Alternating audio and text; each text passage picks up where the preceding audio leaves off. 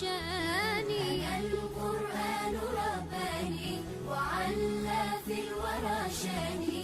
أنا القرآن أدبني. أنا القرآن نقاني. Chers frères, chères sœurs, bienvenue pour cette dernière séance de Surat Surat Al-Sharh, comme on a consacré 2 séances pour Surat Al-Duha. Nous voulons absolument également donner du temps pour cette Surat qui est Surat Al-Sharh, qui est la sœur jumelle de Surat Al-Duha. Nous arrivons pratiquement au message principal de cette sourate. Comme je l'ai déjà répété la dernière fois, c'est que le préambule de cette sourate, Allah Azza wa Jal, il énumère un certain nombre de bienfaits sur notre prophète bien-aimé sallallahu alayhi wa sallam. Et nous avons bien mesuré l'importance et pourquoi Allah Azza wa Jal spécifie un certain nombre de bienfaits, commençant par l'élargissement et le sharh de son cœur, et puis également le fardeau qui portait et qu'Allah Azza wa Jal l'a déchargé, et également comment Allah Azza wa Jal a élevé son rang. Et quand on regarde ces bienfaits, on s'aperçoit que Allah Azza wa Jal fait référence au fardeau, qu'il s'agissait de la responsabilité que portait notre prophète bien-aimé sallallahu alayhi wa sallam, et qu'il peut faire référence à toute personne qui est en charge d'une responsabilité quelconque et ce que ça présuppose comme difficulté parfois dans la vie. Et puis au même titre que à travers cette difficulté, il y a certes des moments de doute, il y a des moments qui sont très très difficiles à supporter, et un moment de la délivrance et un moment aussi de facilité qu'il va jaillir. Donc Inch'Allah Ta'ala, retenons aujourd'hui que ce préambule, pour qu'Allah subhanahu wa ta'ala nous dise fa inna ma'al usri yusra, c'est-à-dire tout ce que vous avez entendu, le fa ici, il a une fonction. Cette fa ici, il a une fonction de relier le préambule de cette sourate à cette très bonne nouvelle qu'Allah Azza wa Jalla nous annonce.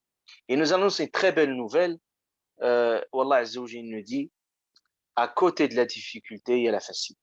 Nous allons bien décortiquer ce verset coranique parce que sa profondeur est plus ce qui apparaît dans la traduction. Et on s'aperçoit déjà, Allah subhanahu wa ta'ala parle avec un ton affirmatif. فَإِنَّ مَعَ الْعُسْرِ يُسْرًا فَإِنَّ مَعَ الْعُسْرِ يُسْرًا إِنَّ مَعَ الْعُسْرِ يُسْرًا. Inna, c'est toujours ce ton affirmatif fort pour montrer que certes, avec la difficulté et la facilité. Et qu'Allah subhanahu wa ta'ala répète ce verset 2 fois, et il répète cette formule 12 fois, c'est justement pour lever tout doute et pour confirmer ce principe que avec la difficulté, il y a la facilité. C'est qu'Allah subhanahu wa ta'ala montre la solennité et aussi l'importance et aussi la force de ce message. Qu'est-ce qu'on peut retenir, Inch'Allah Azza wa Jal, très rapidement, parce que ce verset coranique va nous projeter dans une réflexion sur le sens et la philosophie de l'épreuve en islam. Qu'est-ce qu'il nous dit ce verset coranique? Il nous dit premièrement que la vie, il est jalonnée par les difficultés, la vie est teintée par les peines, par les contraintes. Donc, vouloir une vie sans épines, c'est-à-dire c'est ignorer même la nature de la vie. Comme il disait l'un des sages, qui est Ibn Ata'illah As-Sakandari rahimahullah, toujours je le cite parce que c'est un personnage qui nous a offert des perles de sagesse, et dans ce sens-là, il dit il disait qu'il ne faut pas s'étonner de l'arrivée des difficultés, des peines, à partir du moment que tu vis dans cette vie mondaine.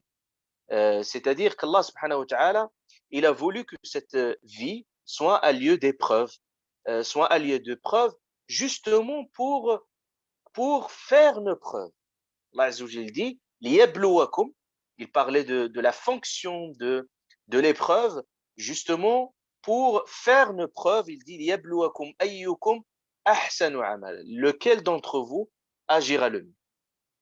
Et comme dans toute épreuve, dans tout examen, personne ne pourrait choisir ni le sujet d'examen, ni la durée de l'examen. Allah subhanahu wa ta'ala, il affirme avec beaucoup de force que personne ne pourrait échapper à l'épreuve. Et puis la Tublaoun, plusieurs versets coraniques affirment avec beaucoup de force qu'aucun être humain ne peut échapper à l'épreuve. Et quels sont c'est notre sujet d'examen? Allah Azza wa Jal le choisit pour tout un chacun. Et Allah Azza wa Jal énumère un certain nombre d'épreuves, des difficultés de la vie, quand il nous dit وَلَنَبْلُوَنَّكُمْ بِشَيْءٍ, c'est-à-dire بِشَيْءٍ avec peu d'épreuves, parce que le but de la vie, ce n'est pas de nous faire souffrir, comme on va le voir. Et Allah Azza wa Jal dit وَلَنَبْلُوَنَّكُمْ بِشَيْءٍ من الخوف, parfois la peur, والجوع, parfois la famine, جوع ولنبلوكم بشيء من الخوف والجوع ونقص من الأموال والأنفس والثمرات, parfois la perte s'agissant de nos biens, aussi de nos proches. Et quand vous allez méditer sur le sens de la vie dans le Coran, vous allez toujours vous apercevoir qu'Allah subhanahu wa ta'ala, il a voulu que cette vie est entachée de peine. Depuis déjà notre arrivée, notre premier cri à l'arrivée dans ce monde incertain, ce cri n'est qu'une alerte pour nous dire que nous allons entrer dans un monde difficile, un monde incertain, imprévisible. D'ailleurs, même une maman, une mère n'enfante que dans la douleur. Et Allah Azza wa Jal l'affirme avec beaucoup de force dans un verset coranique. Allah subhanahu wa ta'ala dit لَقَدْ خَلَقْنَا الْإِنسَانَ فِي كَبَدٍ. Et cette expression kabad est une image que le Coran nous donne. C'est qu'une image pour nous dire que la vie est un lieu de combat. Et quand on est dans un combat, cela exige de la résistance, il exige de la persévérance, il exige du sacrifice. L'insan khuliq fi kabad. Et cette expression montre même que cette persévérance, le sens du sacrifice est intimement lié à la vie. Donc, les difficultés, Allah subhanahu wa ta'ala, comme il nous dit dans ce verset coranique, que les difficultés font partie inhérente de la vie, qu'il faut les accepter et il faut les surmonter parce que chaque difficulté est un challenge, est un défi pour nous. Et la souffrance, c'est pas un but ultime de la vie, mais l'épreuve est une étape nécessaire pour apprendre à conjuguer avec les aléas de la vie, avec ces difficultés qui connaissent parfois des pentes, qui connaissent des descentes. Donc, souffrir, ça nous fait toujours mûrir et grandir. Et Allah Azza wa Jal veut justement nous dire absolument que l'épreuve nous apprend que le bonheur absolu est ailleurs et n'est pas là.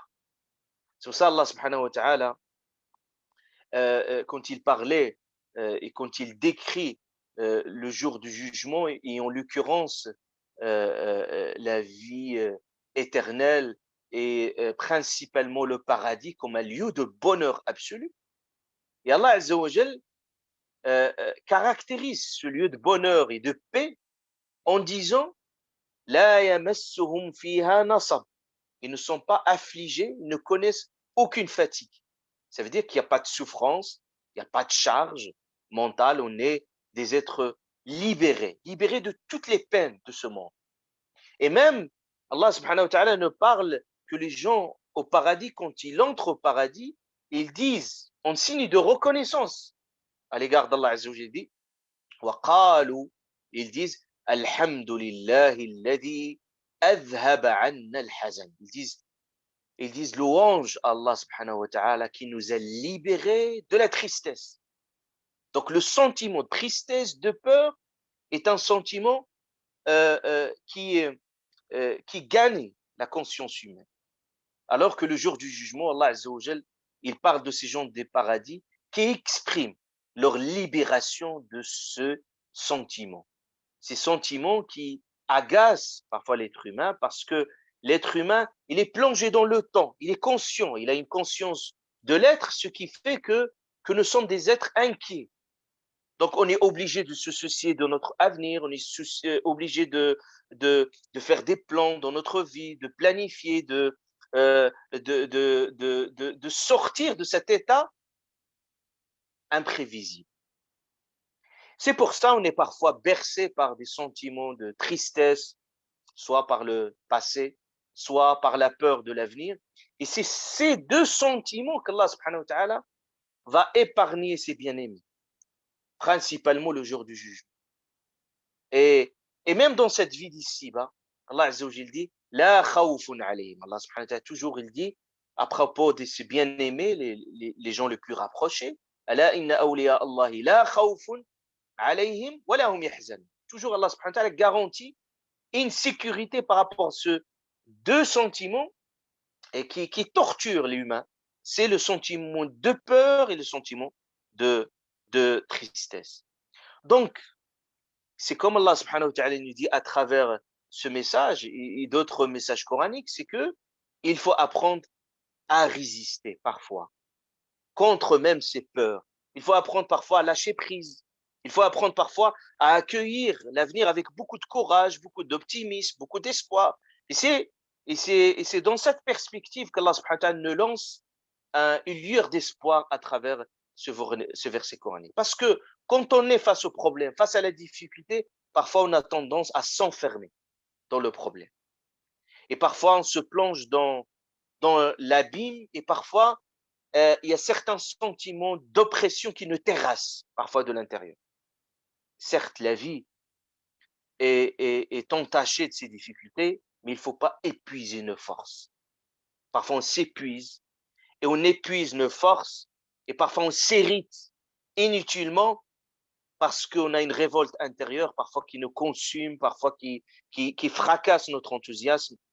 Et parfois, on pense trop aux problèmes, on cogite trop aux problèmes, et parfois, vous prenez énormément de temps à cogiter, et plus vous cogitez, plus le problème prend plus d'ampleur dans votre tête, et à la fin, le résultat, au final, sans que vous puissiez résoudre le moindre problème pour autant.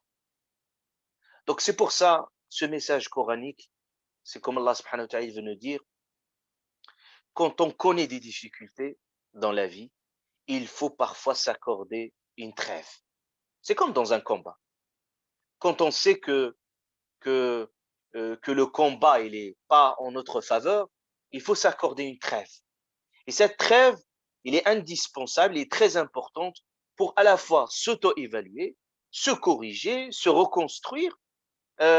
Et parfois, on est confronté systématiquement au même problème. Cela signifie tout simplement que nous n'avons pas encore retenu la leçon. Et c'est indispensable que nous devons recommencer autrement, choisir d'autres chemins alternatifs.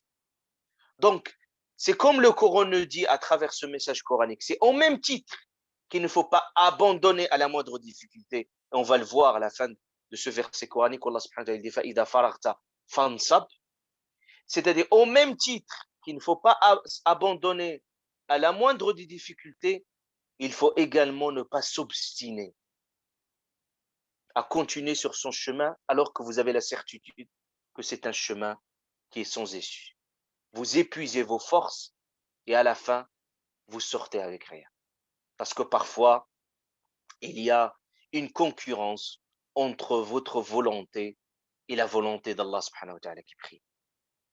Allah dit وَمَا تَشَاءُونَ إِلَّا أَنْ يَشَاءَ اللَّهُ.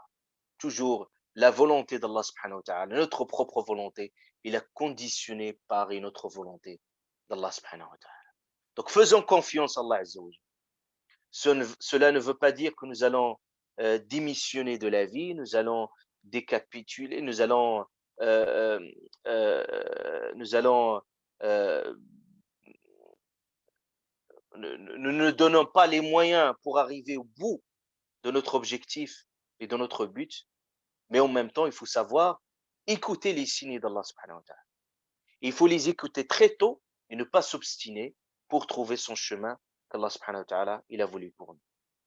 Donc, Allah Azza wa Jal, c'est comme il nous dit à travers ce verset coranique, c'est que les difficultés, ils sont là. Et souvent, vous trouvez parfois des difficultés qui sont imprévues dans votre route. Donc, qu'est-ce qu'il faut faire? Il faut essayer de les surmonter. Il faut essayer de tenter peut-être d'autres sentiers qui soient alternatifs. C'est pour ça que c'est très important que nous puissions, Inch'Allah Ta'ala, méditer bien ce verset coranique. Mais retenez bien avec moi ce verset coranique, vous allez voir sa profondeur. Allah Azza wa Jalla dit dans ce verset, فَإِنَّ مَعَ الْعُسْرِ يُسْرًا إِنَّ مَعَ الْعُسْرِ يُسْرًا. Vous trouvez certaines traductions où c'est traduit après la difficulté, il y a la facilité. Certes, après la difficulté et la facilité. Mais le verset coranique, il ne dit pas après la difficulté. Il y a une nuance terminologique, mais qui va changer complètement la forme et la profondeur de ce verset coranique. Allah Azza wa Jalla dit ici, avec la difficulté, il y a certes la facilité. Avec, فَإِنَّ مَعَ, avec la difficulté. Et il y a le mot avec et non après. C'est comme Allah subhanahu wa ta'ala, il nous dit que la facilité, la difficulté, ils sont concomitantes. C'est-à-dire ils sont inséparables. C'est un couple. La facilité et la difficulté. Ils sont complètement imbriqués, incorporés. Si je peux vous donner un exemple, je ne sais pas, ceux qui ont fait la biologie, pratiquement les bases élémentaires, quand vous voyez un ADN, en fait, vous voyez qu'il y a ce qu'on appelle la double hélice. Vous voyez, la double hélice, c'est que je peux symboliser la difficulté et la facilité, c'est comme cette double hélice, et vous avez des choses qui interagissent, qui s'enchevêtrent, qui s'influencent mutuellement. C'est comme Allah subhanahu wa ta'ala, qu'est-ce qu'il nous dit? C'est que, en même temps que votre difficulté surgit, en même temps que le problème commence, la facilité, il bondit, il grandit. C'est-à-dire, en même titre, à chaque difficulté, il y a une facilité qui naît. Comme il disait l'un des sages, on disait en fait que nous vivons dans l'angoisse, nous vivons désormais dans l'espoir. Ça veut dire, on passe du tourment vers le tournant. À chaque fois que les choses deviennent plus compliquées, plus difficiles, c'est la preuve que les choses vont se libérer. C'est-à-dire, c'est comme Allah subhanahu wa ta'ala, il nous dit autrement, avec un langage plus simple, c'est comme il dit, quand vous voyez que les choses, que ça se corse, ça bloque, ça se durcit, c'est que la preuve qu'il y a un revirement de la situation. Quand la nuit noircit, il devient encore plus obscur, c'est la preuve que l'aube va arriver. اشتدي أزمة تنفرجي قد آذن ليلك بالبلج, comme il disait ce poète. Il a dit plus ça devient plus noir, plus obscur, c'est que la preuve, c'est que l'aube va arriver pour bientôt. C'est-à-dire que c'est comme le Coran nous dit, après la pluie, il y a toujours le beau temps. Et souvent le cas, c'est que les problèmes, souvent, ils surviennent subitement. C'est-à-dire, vous ne pouvez pas les prévoir, vous ne pouvez pas les imaginer, ils arrivent. Mais en même temps, quand ils repartent soudainement. C'est comme un tremblement de terre. Un tremblement de terre, souvent, il survient sans prévenir. Donc, au même titre que la difficulté et la facilité, ils sont complètement enchevêtrés, ils interagissent. Donc, au même titre que je vis une difficulté, il faut que j'ai la certitude qu'il y a un espoir, qu'il y a une facilité qui naît progressivement. Et lorsque la difficulté atteint le summum, on va faire submerger une facilité de la part d'Allah subhanahu wa ta'ala. C'est ça le sens que ce verset coranique. Deuxième message à retenir, c'est que vous voyez que dans ce passage coranique, Allah subhanahu wa ta'ala dit فَإِنَّ مَعَ الْعُسْرِ, c'est-à-dire le mot difficulté dans le passage coranique. Premièrement, il est cité 2 fois. Et le mot facilité est cité 2 fois. Par contre, ce qui est frappant, c'est que le mot difficulté, il est défini. Ça veut dire, Allah subhanahu wa ta'ala dit, certes, avec la difficulté, c'est-à-dire si on reprend le texte coranique dans sa base arabe, on voit que c'est comme Allah subhanahu wa ta'ala il dit, certes, avec la difficulté, il y a une facilité. Certes, avec la difficulté, il y a une facilité. C'est-à-dire, la difficulté, il est défini. La difficulté. Allah subhanahu wa ta'ala n'a pas dit, certes, avec une difficulté, il y a la facilité. Non. Non. L'expression arabe, Wallah azza wa jalla dit, فَإِنَّ مَعَ الْعُسْرِ, c'est-à-dire avec la difficulté. Cela, ça peut dire, on peut se poser la question, cette construction grammaticale, qu'est-ce qu'il dit? C'est ça ce qui fait la force du Coran, où il exprime les choses plus finement. C'est comme Allah subhanahu wa ta'ala, le fait qu'Allah azza wa jal, il nous dit avec la difficulté il y a une facilité, c'est comme il nous dit al-usr, le fait qu'il est défini, c'est parce que quand nous vivons une difficulté donnée, tout le monde connaît parfaitement sa difficulté. On la connaît très parfaitement. C'est pour ça Allah Ta'ala l'a défini, la difficulté. Pourquoi? Parce que nous vivons au quotidien la difficulté. On sent ses méfaits, parfois on mesure sa peine, parfois on connaît même les détails très très très précis de ce problème. N'importe quelle personne, quand vous l'abordez, qu'il vous parle de son problème, il parle de son problème en détail, parce qu'il le connaît, il le vit, il le ressent, et on connaît sa souffrance. Par contre, Allah subhanahu wa ta'ala, quand il va parler de la facilité, il va utiliser une expression où il dit le mot facilité, il n'est pas défini. فَإِنَّ مَعَ الْعُسْرِ يُسْرًا. فَإِنَّ مَعَ الْعُسْرِ يُسْرًا. Et le fait que yusran ici, facilité, n'est pas défini, cela veut dire une chose, c'est que l'issue de secours et la sortie de crise est imprévisible. Est imprévisible, ça veut dire quand on rentre dans le problème, on ne sait jamais comment et quand on va s'en sortir. Donc, le fait que la facilité ici dans ce passage coranique est indéfinie, ça veut dire que c'est quelque chose d'indéterminé, c'est quelque chose d'imprévisible, c'est quelque chose d'imprévu et souvent surprenante. C'est comme Allah subhanahu wa ta'ala, il nous laisse la porte ouverte à tous les possibles. À tous les possibles. Et parfois même, Allah subhanahu wa ta'ala vous surprend en vous donnant une issue là où vous attendez. Et c'est dans le même passage où Allah azza wa jalla dit وَمَنْ يَتَّقِ اللَّهِ, celui qui craint Dieu, يَجْعَلْ لَهُ مَخْرَجًا. Allah subhanahu wa ta'ala lui accorde une issue favorable. Et aussi la même chose, cette issue, elle est indéfinie. C'est-à-dire, quel type d'issue, quel type de sortie, jamais vous connaissez quel type de sortie.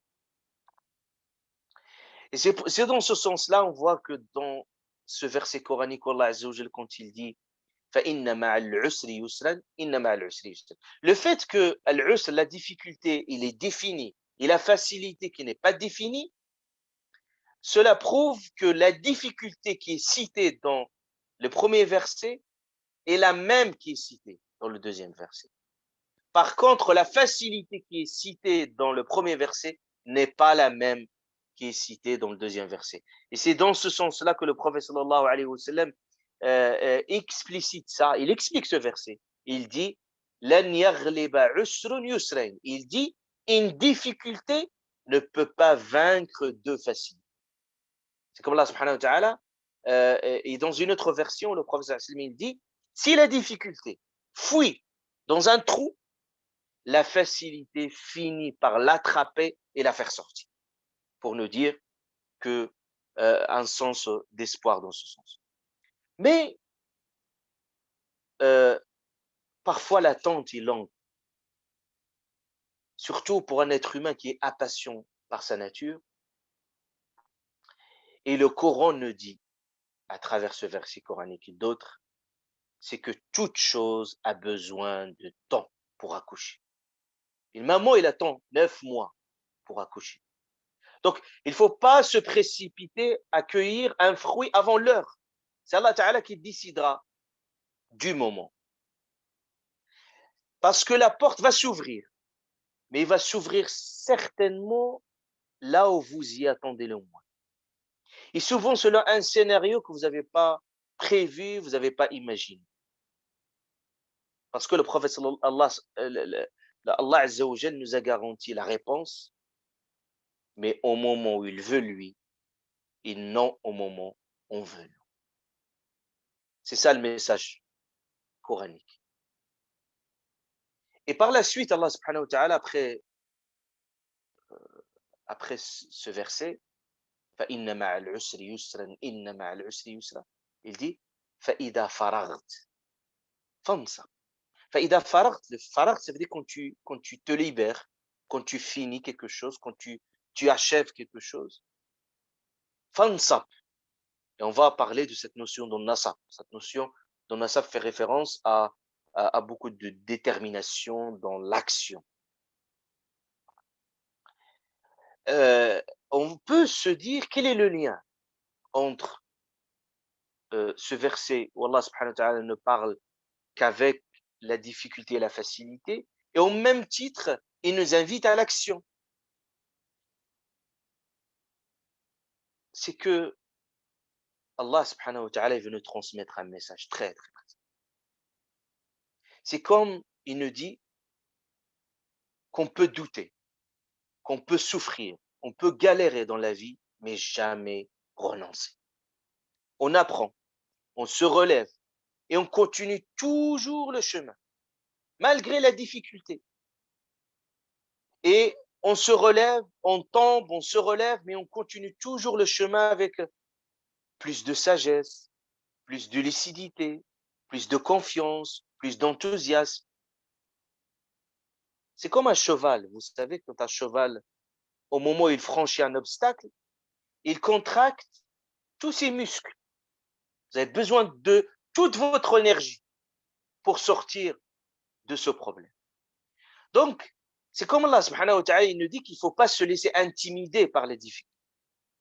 Parce que parfois, certains, ils sont tellement accablés par leur expérience misérable, ben, ils abandonnent tout. Et parfois, ils se retirent complètement de la vie. Parfois, certains sombrent dans la déprime. Et surtout, pour beaucoup de personnes, ils sombrent parfois dans l'inaction, dans l'immobilisme et parfois dans la paresse. Ça sert à rien d'essayer. Ce qu'on appelle la résignation apprise en psychologie. Et pour beaucoup de personnes, ils sont dans cet immobilisme. C'est pour ça Allah subhanahu wa ta'ala régénère notre énergie et notre espoir de vivre. Il dit فَإِذَا فَرَغْتَ فَانْصَبْ. Mais un autre message également que Allah subhanahu wa ta'ala venait transmettre à travers ce verset coranique, c'est que, comme Allah subhanahu wa ta'ala nous dit, quand on est face à un problème, il faut réagir plutôt par l'acte que par le ressentiment. Parce que votre seule volonté ne suffit pas. Il faut agir. C'est par l'action que vous allez surmonter cet obstacle dans votre vie. Comme il disait l'un des sages, qui traduit fidèlement ce verset coranique, il dit « Arrêtez de penser à changer votre vie, faites-le. » C'est essentiel. On se heurte à certaines difficultés, à certaines contrariétés de toutes sortes de la vie, mais il ne faut jamais décrocher. Parce qu'il y a des personnes, des décrocheurs face à l'épreuve. Même si on est épuisé, on est assommé, mais il faut considérer que chaque épreuve est un défi. Parce que dans l'épreuve, il y a un moment de questionnement. Parce que l'épreuve réveille l'existence, elle réveille parfois des questionnements. Mais quand on prend de la distance, quand on agit et on prend de la distance par rapport à un certain nombre de soucis, on aborde l'avenir avec beaucoup d'optimisme et d'action. C'est pour ça dans l'islam, euh, euh, on fait la distinction entre deux notions, ce qu'on appelle l'amani et le raja. L'amani, c'est que quelqu'un, il attend une délivrance sans produire le moindre action.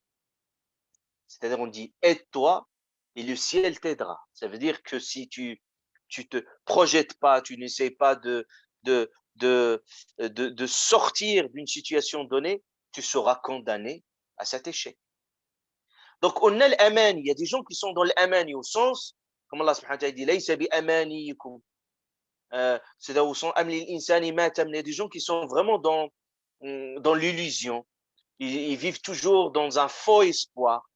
Et ils fournissent aucun effort et ils sont toujours dans l'immobilisme, ils sont toujours dans la plainte, c'est-à-dire déçus du tout, mais présents nulle part. Ils sont toujours dans la déception, dans la plainte, mais ils sont jamais dans l'action. Ça, ce qu'on appelle l'amen, mais auquel nous invite, le Coran nous invite plutôt vers al-raja. Le raja, c'est quoi? Al-raja, quand l'espoir, il est couplé avec l'action. C'est comme un cheval, vous savez, quand un cheval, il tombe, s'il ne remonte pas dans la minute qui suit, jamais il n'aura le courage de recommencer. C'est pour ça Allah subhanahu wa ta'ala dit فَإِذَا فَرَغْتَ فَانْصَبْ. C'est-à-dire qu'il faut toujours recommencer. Également, le message coranique aussi, c'est comme Allah subhanahu wa ta'ala nous dit qu'il ne faut pas se laisser effrayer par l'ampleur de votre problème, de votre difficulté. Si vous confiez votre problème à Allah subhanahu wa ta'ala, tout sera résolu et tout sera facile. ذلك, pour Allah subhanahu wa ta'ala, alayya hayyin. Tout cela est facile, banal même pour Allah subhanahu wa ta'ala. C'est pour ça le prophète sallallahu alayhi wa sallam il nous dit Allahumma la sahla illa ma ja'altahu sahlan wa anta taj'alu al-hazna idha shi'ta. Il dit oh Allah, il n'est facile que ce que tu as rendu facile. Si les choses ils sont à votre portée, si les choses ils vous sont accessibles, ils ne sont pas accessibles de fait. Ils sont accessibles parce que Allah subhanahu wa ta'ala les a rendus ainsi, faciles et accessibles. Combien de fois, parfois des choses qui exigent un effort incroyable et impressionnant. Et vous y arrivez. Et parfois des choses faciles, vous n'arrivez pas à les faire. C'est comme Allah subhanahu wa ta'ala nous dit, attention, il ne faut pas toujours se fier à votre potentialité, votre propre effort, mais n'oubliez jamais qu'Allah subhanahu wa ta'ala, c'est lui qui rend les choses faciles. Les choses ne sont pas faciles de fait. La sahla illa ma ja'altahu sahla. Et c'est parce que Allah l'a rendu facile par toi et il l'est devenu. Wa anta taj'alu al-hazna, c'est toi qui fais la chose la plus difficile, plus compliquée. Sahla, il devient complètement facile. Au point que les gens ils disent comment vous êtes arrivé à faire ceci? Oui, c'est Allah subhanahu wa ta'ala qui a débloqué, c'est Allah subhanahu wa ta'ala qui a dégagé le chemin, c'est Allah subhanahu wa ta'ala qui a facilité les choses. Également, dans beaucoup de difficultés, je souligne ce point, c'est que euh, parfois Allah subhanahu wa ta'ala, à travers certains nombres de difficultés, il veut nous faire apprendre à se séparer de nos envies. Parce que en tant qu'être humain, nous avons des désirs, nous avons des envies. Et souvent, l'être humain il est dans une perpétuelle insatisfaction. Jamais il sera satisfait. Et c'est pour ça, à travers l'épreuve, ça nous apprend à, à prendre nos distances. Et, et, et, et méditez avec moi ce beau dua que le prophète sallallahu alayhi wa sallam il dit: Ô mon Seigneur, de tout ce que tu m'as accordé parmi ce que j'aime, fais qu'il soit une force pour moi dans l'accomplissement de ce que tu aimes. Ô mon Seigneur, fasse que tout ce dont tu m'as privé parmi ce que j'aime soit pour me consacrer à ce que, à ce que tu aimes. Oui, il y a un don, il y a une privation. Allah, il vous donne, il vous accorde quelque chose, mais comment cette chose que vous aimez soit une force pour vous pour accomplir ce qu'il aime, subhanahu wa ta'ala. Et comment cette privation, parmi ce que vous aimez, soit pour vous une occasion pour se consacrer à ce qu'il aime, Allah subhanahu wa ta'ala. Et si vous laissez quelque chose pour Allah subhanahu wa ta'ala, Allah vous remplacera certainement par autre chose qui serait meilleur. Également, euh, le Coran, à travers euh, ce verset coranique, il nous apprend également à toujours anticiper l'avenir, mais de façon positive. Le Coran nous apprend également à relativiser face à ces difficultés qui jalonnent notre vie. Et le Coran nous apprend également que le bonheur et notre bien-être, il est tellement fragile, il est intermittent. Donc, il ne faut pas saboter notre esprit aussi parce que ces émotions, parfois, ils font éruption à plusieurs reprises dans notre tête. Mais il faut savoir que ce n'est pas parce que vous connaissez une difficulté donnée que vous n'allez jamais vous en sortir. Et c'est pas parce que vous connaissez une facilité aujourd'hui que vous allez pas connaître une difficulté par la suite.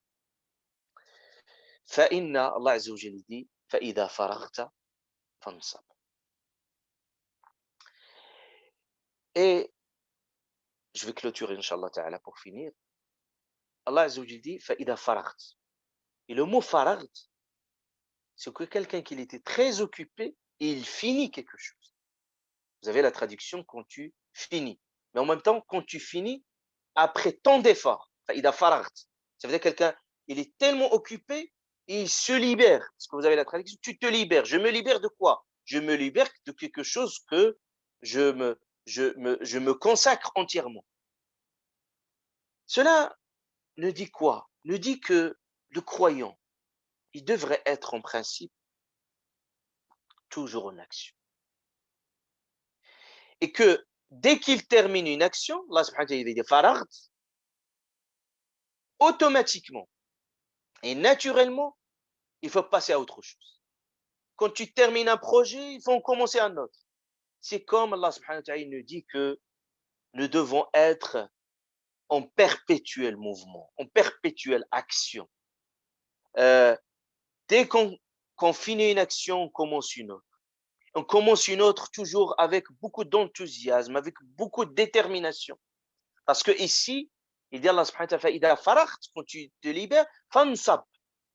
Ce qui a été traduit ici, lève-toi. Et ici, ansab, c'est-à-dire nasab, c'est au sens agir jusqu'à l'épuisement de nos forces. C'est ça le nasab. C'est-à-dire, c'est comme Allah subhanahu wa ta'ala nous invite, quand il nous donne même une manière d'être dans l'action. C'est quoi cette manière d'être dans l'action? C'est une manière d'agir, mais en profondeur, avec beaucoup d'énergie, et non pas de façon superficielle. Parce que ce verset coranique, il combat la passivité.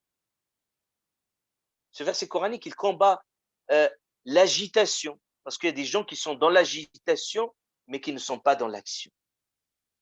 Quand vous êtes sans objectif, sans but, vous êtes plutôt dans l'agitation. C'est comme quelqu'un qui court dans un tapis roulant. Il épuise toutes ses forces, mais en même temps, il est sur sa place, il ne bouge pas. La même chose quand quelqu'un prend un livre, ça c'est pas de la lecture, c'est du zapping. Ben, de même, quand on a une action sans objectif, c'est de l'agitation. Le Coran nous invite ici à l'action. Et ce verset coranique, au même titre, il combat la passivité, l'agitation, il combat également l'artificialité, la superficialité. Il dit, fansab, il appelle à l'efficacité. Tu convoques toute ton énergie, tu puisses toutes ses forces pour faire l'action. Et en même temps, ce verset coranique, comme il dit, Fa'ida faragt, fansab, c'est comme Allah subhanahu wa ta'ala dit, on ne s'arrête jamais. Il y a une règle, ou plutôt une norme, ou plutôt un principe coranique, Allah Azza wa Jalla dit, liman sha'a minkum an yataqaddama aw yata'akhkhar. Lequel d'entre vous veut avancer ou reculer? Il n'y a pas de pause, il n'y a pas d'arrêt. Parce que quand on est en pause, ça veut dire, quand on est en pause, en arrêt, ça veut dire qu'on recule. Parce qu'il y a des gens qui avancent. Donc, soit on avance, soit on recule. Soit on progresse, soit on régresse. C'est ça le grand message coranique. Allah subhanahu wa ta'ala nous dit qu'il faut toujours être en mouvement, en action. C'est pour ça, l'imam Ahmed ibn Hanbal, une fois, on lui a posé la question, on lui a dit, quand le repos? Il a dit, le repos, quand on met notre premier pas au paradis. Donc, toujours on est dans l'action. Et le prophète sallallahu alayhi wa sallam, il nous donne une bonne nouvelle. Il a dit, ala qadri al-ma'unati takunu al-ma'una. Il dit, Allah subhanahu wa ta'ala, l'aide d'Allah azza wa jal est proportionnelle à votre charge et à votre responsabilité.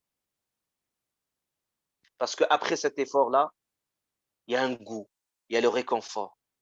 Et d'ailleurs, vous pouvez vous expérimenter cela par vous-même.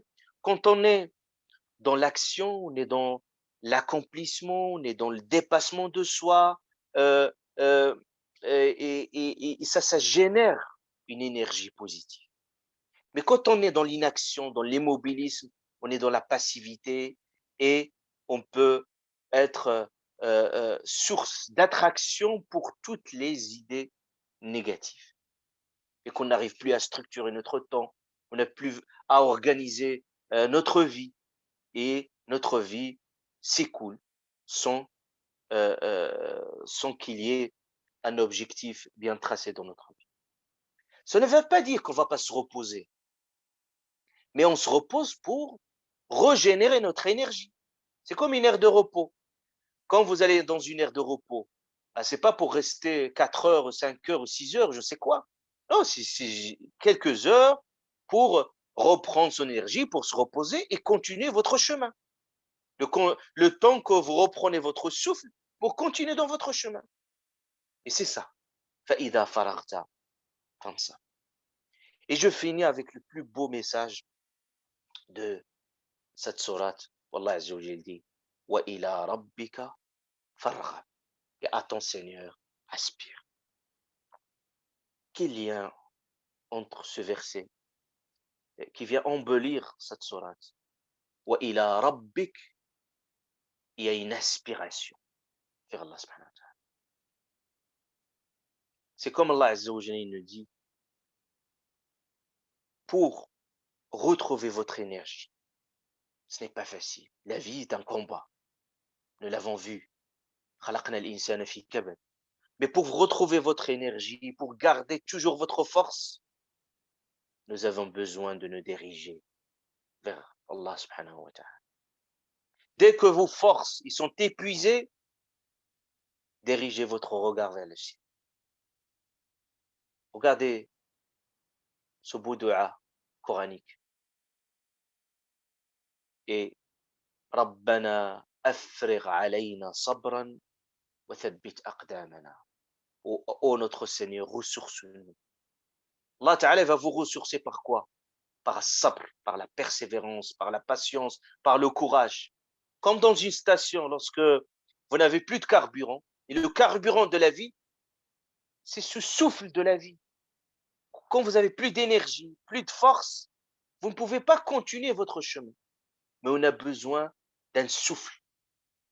C'est pour ça Allah Ta'ala dit, il parle de ses serviteurs, quand ils demandent à Allah Azza wa Jal, il dit, وَأَيَّدَهُمْ Allah وَأَيَّدَهُمْ بِرُوحٍ مِّنْهِ Allah subhanahu wa ta'ala va les... التأييد ici au sens, c'est comme il y a un renfort. أيدهم, ce sens de renfort. Et Allah Ta'ala, il vous envoie un renfort. C'est quoi un renfort? Un souffle de sa part. C'est-à-dire une énergie, c'est l'extase. C'est comme la personne, il n'a plus de force, épuisé, mais il retrouve toujours cette énergie qui se renouvelle sans cesse. Et on a une énergie renouvelable de la foi à travers nos prières. Donc, quand vous êtes dans cette station de la prière, cette station de la patience, vous faites votre carburant, vous vous ressourcez. Et après ça, il y a la libération, il y a la délivrance. وَإِلَى رَبِّكَ فَارْغَب إِنَّا إِلَى رَبِّنَا راغبون. Nous nous aspirons vers Allah subhanahu wa ta'ala. Parce que Allah Azza wa Jal est notre refuge. Allah subhanahu wa ta'ala est notre guide. Allah subhanahu wa ta'ala est notre soutien. C'est pour ça qu'on dit Iyaka na'bud. C'est quoi le sens de Iyaka na'bud wa Iyaka nasta'in? C'est justement pour dire c'est toi que nous adorons, c'est auprès de toi. Nous demandons l'aide, nous demandons le renfort, nous demandons le secours de la part d'Allah subhanahu wa ta'ala. Donc, je ne vais pas aller très loin dans cette sourate importante, mais j'ai relevé juste les principaux messages qu'on peut retenir à travers cette sourate qui serait pour nous, Inch'Allah subhanahu wa ta'ala, également une aide et un souffle, un souffle. À chaque fois, vous revenez à cette sourate, sourate al-Duha, au même titre que sourate al-Sharh. Vous allez retrouver votre énergie, vous allez retrouver votre espoir et vous allez traverser, surmonter les difficultés avec beaucoup d'espoir et de confiance en Allah subhanahu wa ta'ala. سبحانك اللهم وبحمدك اشهد ان لا اله الا انت استغفرك واتوب اليك سبحان ربك رب العزه عما يصفون وسلام على المرسلين. أنا القرآن يسري في شرايين